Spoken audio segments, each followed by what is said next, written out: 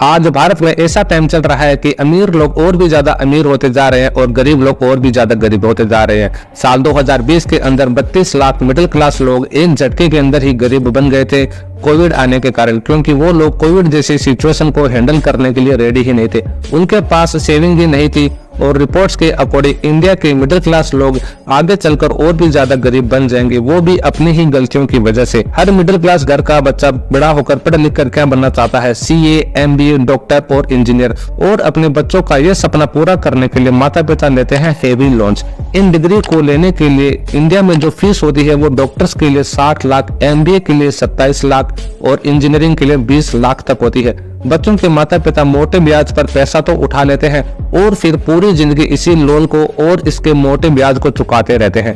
इसी चीज को देखते हुए आरबीआई के गवर्नर ने खुद बैंक से यह कहा कि वो जरा संभल कर लोन बांटे।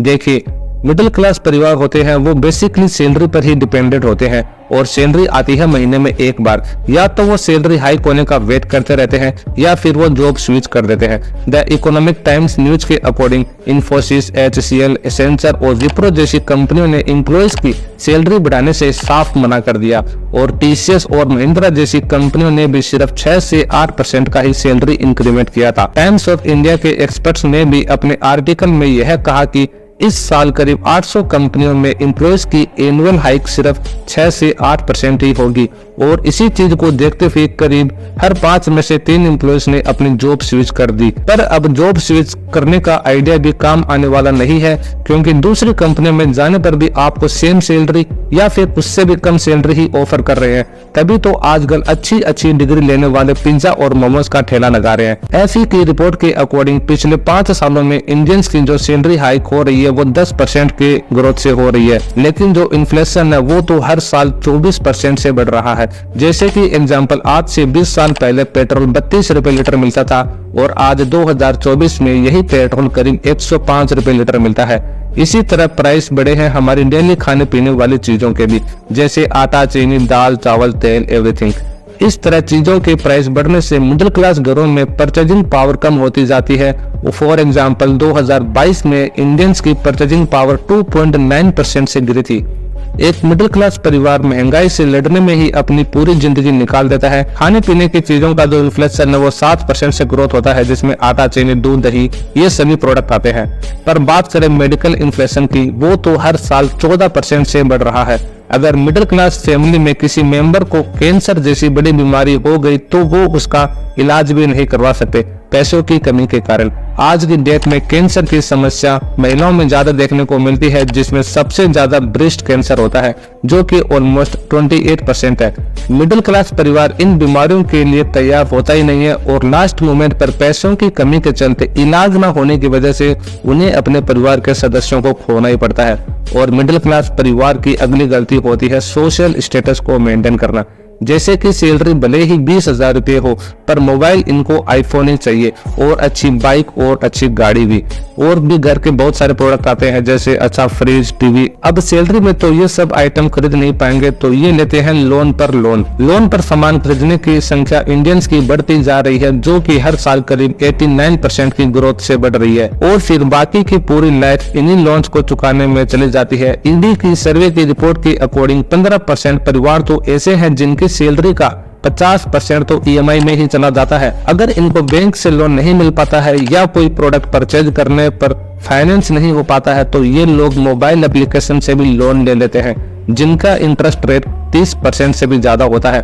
और मोबाइल एप्लीकेशन का टाइम पर पेमेंट नहीं करने पर ये आपके रिश्तेदारों को भी फोन करना शुरू कर देते हैं।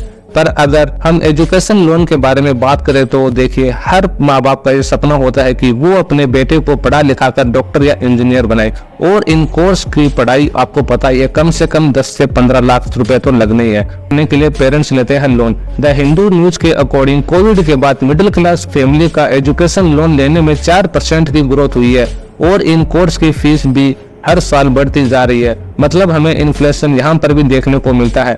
इतने पैसे खर्च करने के बाद भी जरूरी नहीं है कि सभी को जॉब मिलेगी। इंजीनियरिंग, बीसीए और एमबीए किए हुए बच्चों को मैंने कॉल सेंटर में 15,000 की नौकरी करते हुए देखा है, क्योंकि उनमें कोई भी टेक्निकली या प्रैक्टिकल स्किल्स है ही नहीं। आज पूरे देश भर में 12% यूथ बेरोजगार है। अगर ऐसा ही चलता रहा तो ये रेट आने वाले टाइम में 20% तक हो जाएगी।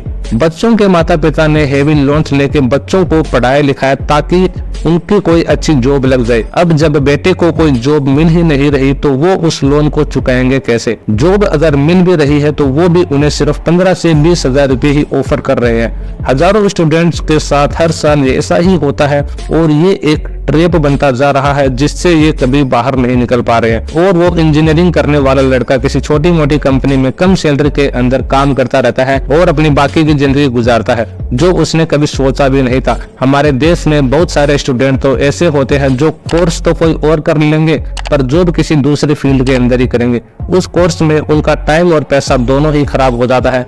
पर ऐसा नहीं है कि इंडिया के यूथ की हालत ऐसी ही रहेगी या इससे भी बुरी हो जाएगी। इसे बदला भी जा सकता है। देखिए, मिडिल क्लास घरों में खाने वाले होते हैं 6 या 7 लोग और कमाने वाले होते हैं 1 या 2। अगर ज्यादा लोग कमाने लग जाएंगे तो इससे उनका ही बर्डन कम होगा। आज इंडिया में सिर्फ 20% वुमेन ही लेबर फोर्स में शामिल है, जो कि देश के लिए भी बहुत बड़ी समस्या है। DH की रिपोर्ट के अकॉर्डिंग बाकी महिलाओं का लेबर फोर्स में शामिल होने से इंडिया की GDP को $1 ट्रिलियन का बूस्ट मिल सकता है, जिससे हर इंडियंस की भी सैलरी इंक्रीज हो सकती है। इंडियन एक्सप्रेस न्यूज के अकॉर्डिंग इंडिया सेवर्स की कंट्री है, न कि इन्वेस्टर्स की। आज भारत में सिर्फ 2% इंडियंस ही शेयर मार्केट में पैसा इन्वेस्ट करते हैं, उसमें भी मोस्टली लोग गोल्ड, FD या म्यूचुअल फंड के अंदर ही पैसा लगाते हैं। द इकोनॉमिक टाइम्स की न्यूज के अकॉर्डिंग आज मिडिल क्लास परिवार अपनी इनकम का 25% EMI में ही खर्च कर देता है। अगर इसी तरह चलता रहा तो मिडिल क्लास परिवार का ये ट्रैप कभी भी खत्म नहीं होगा। हमें अपने इनकम और एक्सपेंसेस को इवैल्यूएट करना चाहिए। लोन्स लेने की बजाय हमें सेविंग पर ज्यादा ध्यान देना चाहिए। EMI पर कोई भी प्रोडक्ट परचेज करने से पहले हमें सोचना चाहिए कि इसे EMI पर लेना चाहिए या फिर नहीं। अपनी सैलरी पर डिपेंड नहीं होना चाहिए। हमें अपने इनकम के 2 या 3 सोर्स तो आराम से बनाने ही चाहिए। और दोस्तों, बाकी आपकी क्या राय है कि मिडिल क्लास परिवार कभी इस ट्रैप से बाहर निकल पाएगा या फिर नहीं? कमेंट में अपनी राय जरूर बताना और वीडियो अच्छी लगे तो चैनल को सब्सक्राइब और वीडियो को लाइक जरूर कर देना। मिलते हैं अगली वीडियो के अंदर।